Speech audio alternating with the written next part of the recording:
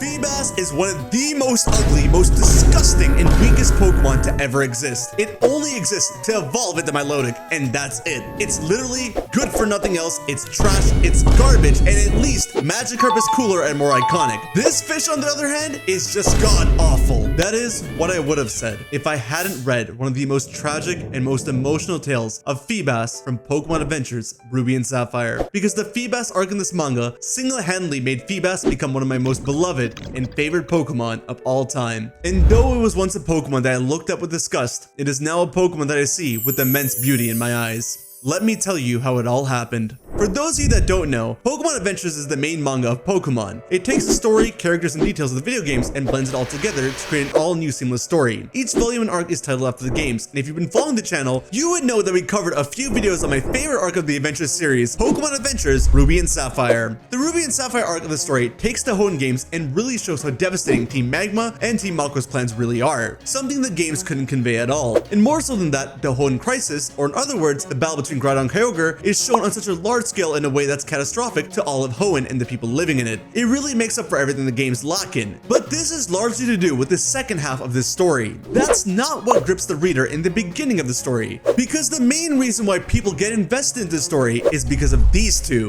Meet our protagonists, Ruby and Sapphire. Ruby, a boy from Johto who just moved to the Hoenn region, who prefers beauty over strength and aims to win every single contest in the Hoenn region, and Sapphire, a girl born and raised in Hoenn, who prefers strength over beauty, who aims to defeat every single gym leader in Hoenn. These two being polar opposites of one another leads to some incredibly funny and loving unique character moments, but very early on, something is super suspicious about Ruby. Ruby, in the very first chapter, makes it very clear, as in his own stylish way, he mentions that his Pokemon team always has to be smart, tough, cute, cool, and of course, beautiful. See where this is going with Feebas, huh? Smart, tough, cute, cool, and beautiful, all of course being what they judge for Pokemon in contests. Ruby is seen putting enormous care into the way his Pokemon are treated, the way they're groomed, the way they look. He doesn't want them to fight because they'll get dirty. Heck, he won't even fight if his life is in danger, or so we think. Ruby actually does fight people in Pokemon. In fact, he fights quite well. He's on par with Sapphire in terms of battling, but for some reason, he doesn't want to show it, as he fights off a Waltz Viper only when Sapphire is knocked out, and not when she asked him to join the fight because they are both in danger. It's an interesting plot point that we'll have to get to later, and again, for those of you who watch the other Ruby and Sapphire videos, you may think you know where we're going with this, but trust me when I say, it's different in this video. Battling skills aside, Ruby is not a perfect protagonist. If anything, he's only so interesting because he comes with many flaws. In fact, when Ruby is given the choice between taking Trico or Mudkip, he picks Mudkip, and what does he say when he selects it? He goes, ew. Ew, have you ever heard a protagonist go ew at the certain Pokemon? This guy straight up said that Magikarp ain't fit for the team because he's ugly, and was wondering why he didn't pick Trico instead. And all he could think of was, once he got Mudkip, was wondering how he's going to utilize it in contests, though he's in the middle of being attacked. And once that was done and over with, they were safe and sound. Ruby mentions that now that everything is sorted out, that Mudkip was the only problem. He does sort of make up for it by saying that he thinks that every Pokemon has the potential to be elegant and graceful, probably, and then goes on scolding his Mudkip for not looking too good in anything it does. But he does eventually identify Moo, his Mudkip's potential, and mentions how the two of them would make a great team. And Mudkip does also join Ruby's dream in wanting to win contests, eventually specializing in tough contests. But Ruby's disdain for ugly Pokemon, especially ugly water-type Pokemon, continues further when he meets Mr. Briny. Mr. Briny is on a hunt for Relicanth, one of the oldest Pokemon known to men. But Ruby isn't amused by old sailor tales, as he can't understand why someone would be interested in a Pokemon like Relicanth, since it's not an attractive Pokemon. Boy, does he know what's coming for him. And when Ruby messes up the swimmer's fishing line, the swimmer forces Ruby to stay and help him hunt a Pokemon that he's looking for, because he's been looking for a certain Pokemon for a very, very long time. And what Pokemon is he looking for, you might ask? Well, you remember in Pokemon Ruby, Sapphire, and Emerald, there was a certain Pokemon that was not only tedious to evolve, but it was only available on Route 119, with it only appearing on 6 random fishing tiles throughout the whole route, making it one of the most hardest and rare Pokemon to find those games? No? Am I just getting old? Is Gen 3 really that old that people don't know of this these days? Yeah, well, the swimmer's looking for Feebas, alright? And wouldn't you know it, Ruby on his first try happened to find the exact spot to fish in to find Feebas. This guy has no idea how lucky he is, but not only does he find Feebas, he finds the same Feebas 3 times and just keeps releasing it, thinking that there's no way that the swimmer would be looking for a Pokemon this ugly. And of course, Ruby was wrong, because it was the exact Pokemon that the swimmer was looking for. But to his dismay, Feebas slipped out of Ruby's hands and swam away, and Ruby forgot where he sat to fish for Feebas. The swimmer is sad about the loss, but not so sad, as he mainly wanted to catch Feebas because it sells for a lot of money. Ruby talks about he can't imagine how anyone would want a Pokemon as ugly as that, and then he tells the swimmer that he's looking for a water Pokemon himself, the beautiful Milotic. He doesn't know. Luckily for him, however, Feebas does show up again when the swimmer and Ruby were both attacked by a Zangos's Viper at a time where all their Pokeballs were compromised. Despite just being a Feebas, this Feebas not only managed to find and retrieve Ruby's Pokénap for him, but Feebas was brave enough to step in and protect Ruby and the swimmer using Light Screen and Mirror Coat to fend off the two Pokemon, saving the two trainers and their own Pokemon, and even finding Ruby's Pokénap for him. Ruby thanks his trusty Pokénap for saving them, and to that, the swimmer is outraged. Everyone knows that Feebas was the reason why they were saved, but Ruby can't help but be disgusted by it. This Feebas took a liking to Ruby, and the fisherman suggested that Ruby take Feebas with him. Ruby absolutely despises this idea since it's not a beautiful Pokemon at all, and suggests that the swimmer take it since he wanted it in the first place, but the swimmer guy is all like, nah, I can't break apart a strong bond like this, it's too much. In reality, the guy just had a plan to actually make a Feebas breeding factory so he can get more rich, but don't worry, swimmer guy ain't bad, trust me on this one. He's got a lot of heart that you'll see throughout the story. More heart than Ruby right now, because Ruby looks at his team and just cannot believe it. Apparently, his only two catches in Hoenn are ruining his dream team for contests, but he's got the right line of a Pokemon if you ask me. We briefly do get to see Feebas help Ruby out from falling after one crazy battle with his own father Norman, which you gotta check out my other video to see what that's all about, but this is where he finally accepts Fifi on his team and gives her the nickname of Fifi. In my eyes, I don't really know how to feel about this because to me, it feels like he kinda accepted Fifi only because he needed to and requested help here for selfish reasons because he was about to get unalived, which I mean, fair to ask help there, but I don't know, it just doesn't feel genuine, which honestly isn't a problem because this selfishness goes along with his character really well. Anyways, once Ruby's all safe and sound from this fall and the encounter with his father, Feebas and all of Ruby's other Pokemon are there and shown to be comforting him, which is really sweet. And you know what else is really sweet?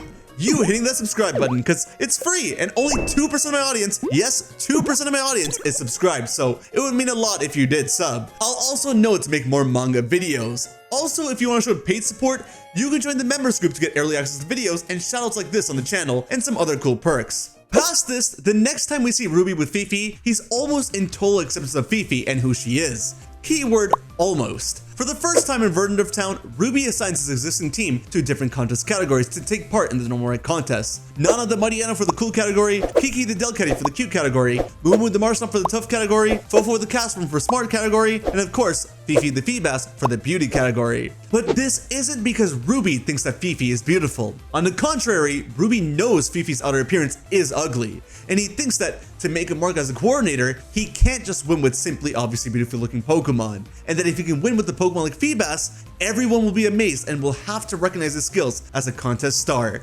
And so in unison, Ruby and Feebas put on a show that the crowd won't forget and easily win the beauty rank normal contest. Immediately after this, Ruby rushes into Fall Arbor Town to take on the Super Rank contest, and he easily wins all the contests for the cool, cute, smart, and tough categories. However, as he and Fifi are getting ready for the Beauty Super Rank contest, he finds out that all the spots are filled up for it. And so, since he can't partake in it, he decides to spectate in it. And who else could make the Beauty Rank contest fill up so quickly in Hoenn than Wallace himself?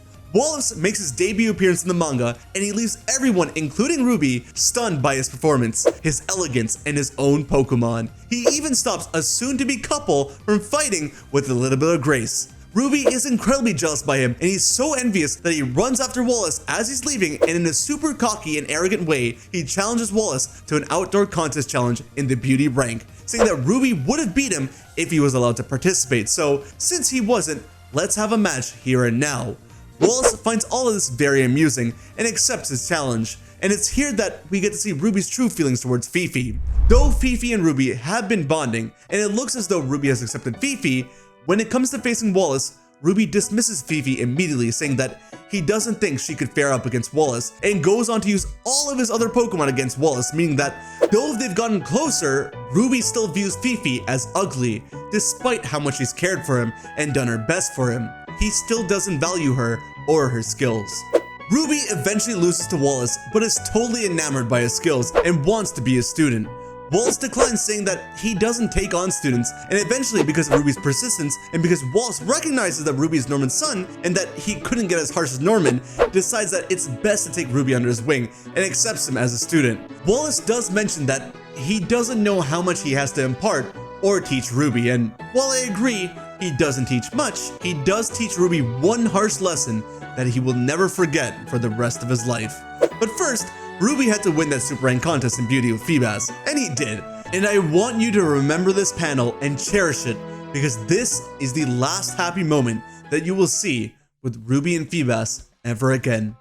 Wallace has to head with Ruby to Fortree City for an emergency gym leader meeting, and there, Wallace doesn't really teach him too much, but he does have some romantic drama of his own going between him and Winona, which I again have another video on that, but Wallace and Winona have to leave the disciples alone with each other for some time. Yeah, Winona is Sapphire's master, and the masters and students have parallel relationships going on, as Ruby is also in his own romantic drama, because the two were attacked by some wild grumpig, and to save Sapphire, Ruby has to show off his battling skills that he's been so desperately trying to hide all this time, as we mentioned in the beginning of this video. Sapphire feels betrayed that Ruby could hide such a thing from her, but quickly bounces back and asks Ruby to join her in the fight alongside the gym leaders against Groudon and Kyogre.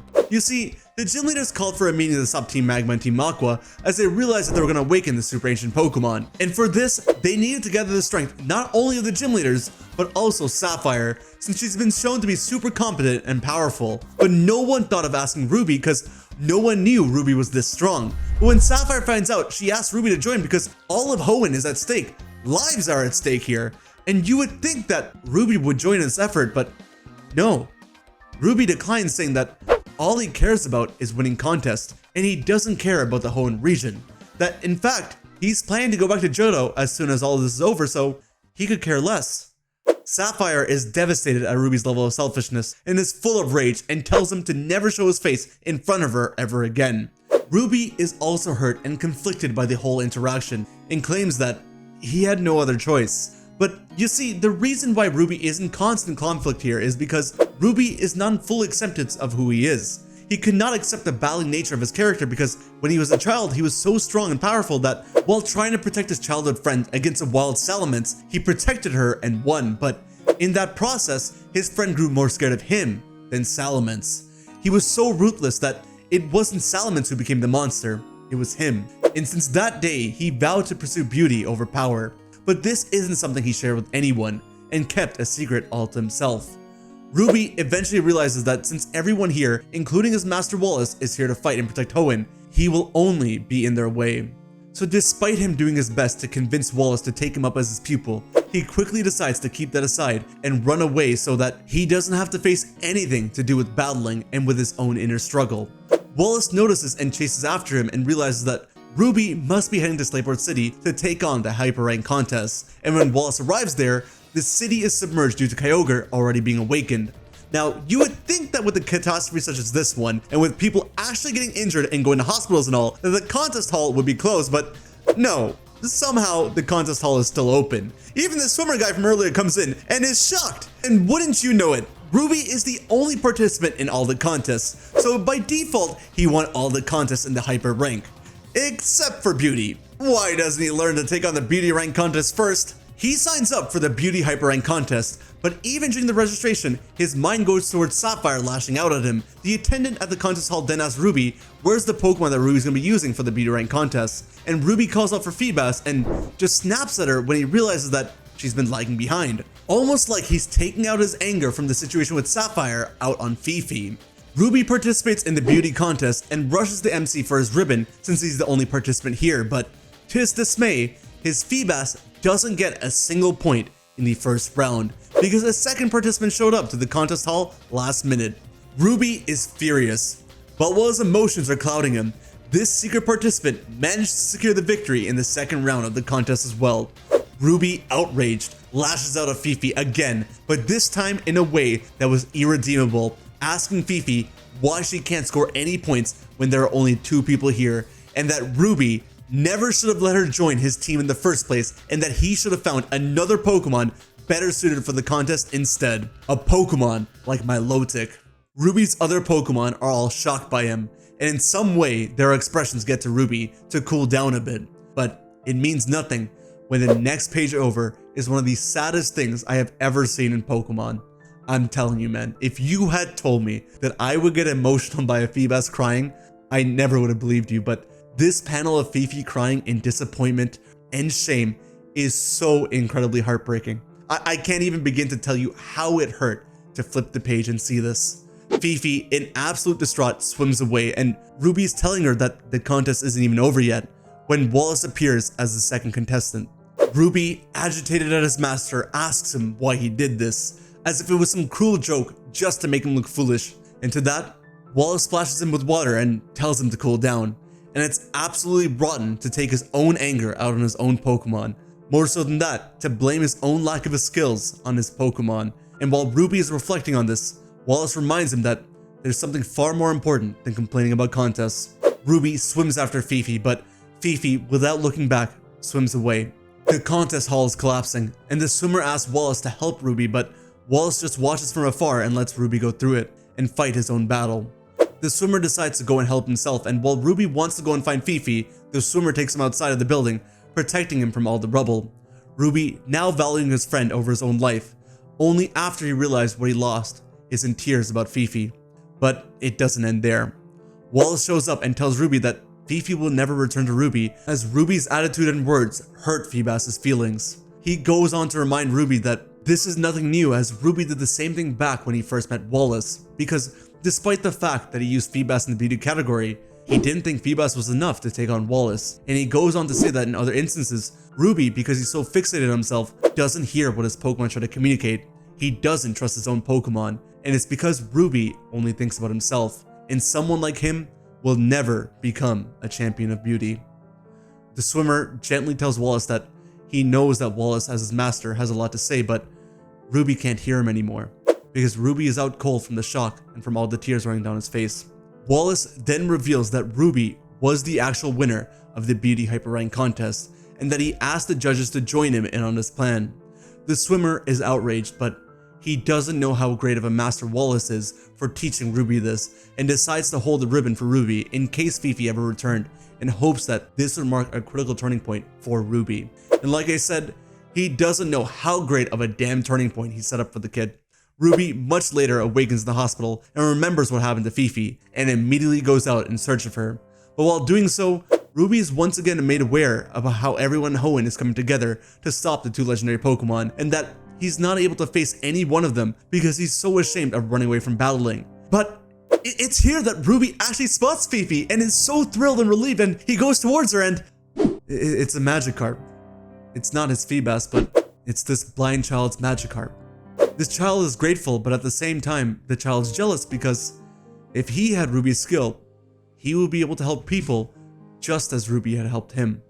This triggers a sequence of events and memories in Ruby's mind, a series of deep reflections and realization that Ruby has to let go of himself by accepting himself in order to help save everyone.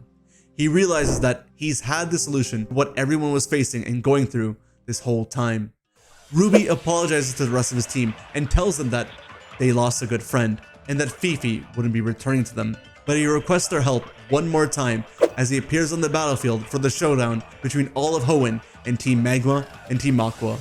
This showdown lasts for half the duration of the manga. Literally, half the manga is the battle between the protagonists, gym leaders, the rest of Hoenn against legendary Pokemon Team Magma and Team Aqua. And so much happens during this time. Ruby and Sapphire fight Archie and Maxie down to Seafloor Cavern. Wally and Norman go to awaken Rayquaza. Steven and the Elite Four members join right at the nick of time and help unlock the Regis with the Blind Child's help. Ruby and Sapphire get transported to Mirage Island and have the red orb and blue orbs stuck inside them. They go on a whole training arc. You get a flashback scene with the two. Ruby abandons Sapphire in order to protect her, takes on Groudon Kyogre alongside Courtney. Courtney perishes. Norman comes in alongside Rayquaza for the father and son duo to take out Groudon Kyogre, and so much more. But throughout all of this, there's no Fifi. The Ruby and Sapphire manga started at chapter 181. It's the first volume of the Ruby and Sapphire manga. Fifi's introduction to the series was chapter 206. It's in the third volume of the manga. Fifi only ran away in the fifth volume of the manga at chapter 232. And do you know how many volumes there are in the Ruby and Sapphire manga? 9. 9 whole volumes. And this fish appeared in the middle of the third one and ran away in the middle of the fifth one. And for every volume, every chapter moving forward, I would dreadfully look at the team preview and see that Fifi isn't there, as in every chapter of the Avengers manga, they will show you the protagonist team and the way it evolved. And when Fifi was on the team, you wouldn't think that it would be gone, but no. Once it ran away, it was off the team preview as well. And every time I thought it would come back, every time I thought there was a glimmer of hope, it never returned. You would think that in 4 volumes that Fifi would return at some point in time, but no. Like I said, if you had told me that Feebas would be one of the most pivotal, emotional, and heart-wrenching characters and have one of the best arcs in this manga, I wouldn't have believed you, but I wouldn't have believed you even more if you said that I would get attached to this thing in 2 whole volumes. It's funny too, because in the beginning of Ruby and Feebas' interactions and friendship, Feebas kept wanting to be around Ruby and showing that she cares for him and all, but Ruby took it for granted, but was still there. She came through for him at every point in time, but the moment Ruby took it too far, she ran away, never to be seen again. And that's when Ruby started to go in search for her. The moment he knew that what he lost, he was in search for it relentlessly. That's when he learned her value. That's when he knew what he had lost, and that's when he started to show her respect and appreciation. And ultimately, that's what led him to finally accept himself. I said earlier that Ruby needs to let go of himself to accept himself, and you may find this contradictory, but it's not. Ruby couldn't accept Fifi for who she was, and if you ask me, most people can't accept others because they can't accept themselves for who they are. In Ruby's case, it was very much true. He couldn't accept the balanced side of his character. Not only is that what led to the issues with Sapphire, which led to Fifi's departure, but that's the same reason why he has a hard time accepting certain qualities about other people or Pokemon. For him to be able to accept Fifi, his other Pokemon, and everyone else around him, he first needed to accept who he really was. And in doing so, he was able to let go of himself, let go of everything that was holding him back. And he quickly rose to become a trainer of great skill, great beauty, and great compassion. I mentioned the backstory with him and his childhood friend earlier in the video, but that story wasn't brought up till the very climax of the manga. It was only at this point, at the very end of the story, that Ruby came to a full acceptance of who he is and who he was. And without being able to accept others, he was never going to be able to accept Fifi. And to my surprise, once Groudon and Kyogre were taken care of, once characters had perished in efforts to defeat these Pokemon, Archie and Maxie rose from the depths to conquer all of Hoenn. With Ruby and Sapphire compromised and Steven gone, perished in his efforts in the fight, it was up to the new champion of the region, Wallace, to stop Archie and Maxie. But with Winona at their hands, Wallace couldn't do anything. He had no choice but to back down. The situation was looking hopeless. Not once in the manga had this many characters been compromised and defeated. Always, there was someone to save the day. But this time, everyone was gone. All looked grim and hopeless as Ruby and Sapphire were about to be struck down by Archie and Maxie. That is, until a puddle of water splashed Archie's face. And man, when I tell you I had tears, I mean this with no exaggeration, because when I flipped that page, it was of course none other than Fifi. Fifi had made her appearance over 4 volumes later. She left at chapter 232, and when she reappears, it's chapters 266. And do you know what chapter the series ends at? 267. She literally appeared in the second last chapter. Do you understand? Do you get why I'm so emotional? Do you see why I thought we were never getting this Pokemon back? I know if you look at the cover arts and all, you know she's coming back, but never did I think they would save her for the very end. I was flipping through page after page, chapter after chapter, waiting for her, and it literally looked like she was never coming back. But of course, as per always, Fifi is there when Ruby needs her the most.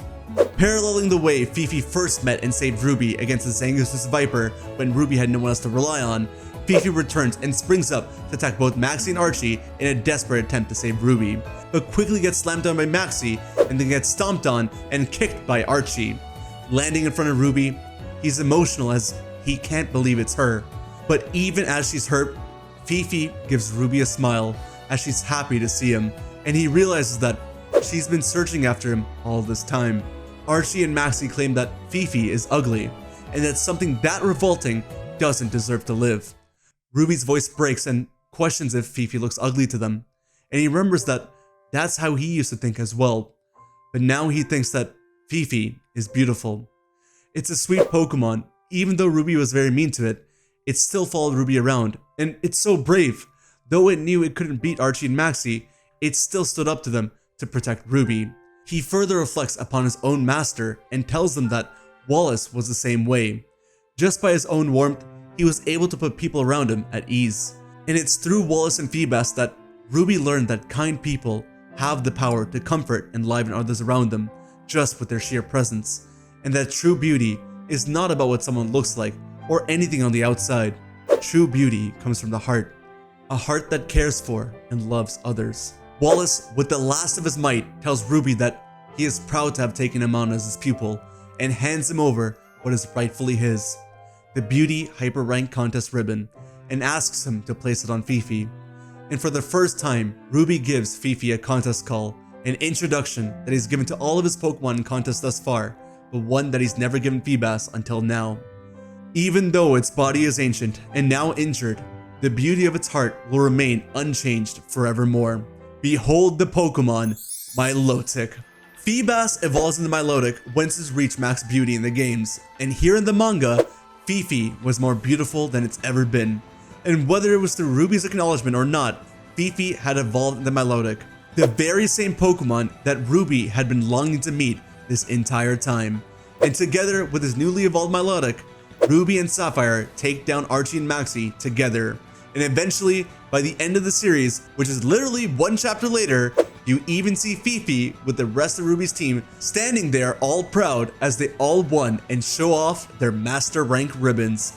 The Feebas arc is probably the most emotional, most memorable arc of the Pokemon Adventures manga to me. I mean, I had tears while writing the script. I know that I'm now known for shipping content, but I don't actually care for the shipping. Shipping just gets the clicks. The real reason why I'm talking about those ships in the first place is because I'm just trying to convey what I thought was a really impactful story, but between all the stories and adventures, I think this one has to be my personal favorite, and there's a lot to learn from this story too. I tried to cover the different aspects of acceptance and beauty within this video that I think people can incorporate into the real world, but I never mentioned how Ruby was so desperately in search of Milotic, and he had it in front of him the whole time, and that in desperately going after it, he missed it over and over and over again, and that once he stopped searching for it and was grateful and accepting of what he had right here and right now, the very thing that he was in search for appeared right in front of him, which is something that I know many people can relate to, as the thing that they're in search for is right in front of them. They just can't see it, or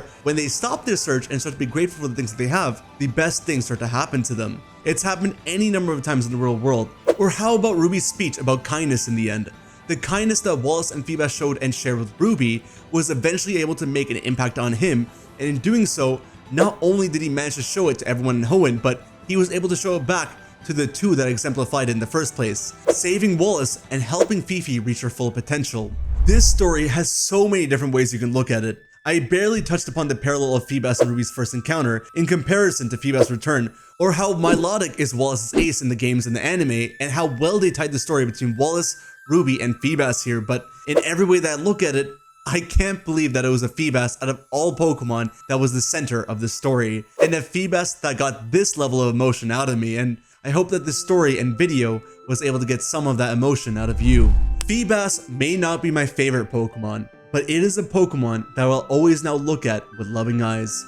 One that's helped tell a tale in Pokemon unlike any other, and one that is definitely at least one of my favorite water-type Pokemon now, and one that will always have a special place in my heart. Fifi, there isn't a single other Pokemon in Pokemon Adventures, or maybe even Pokemon as a whole, like you.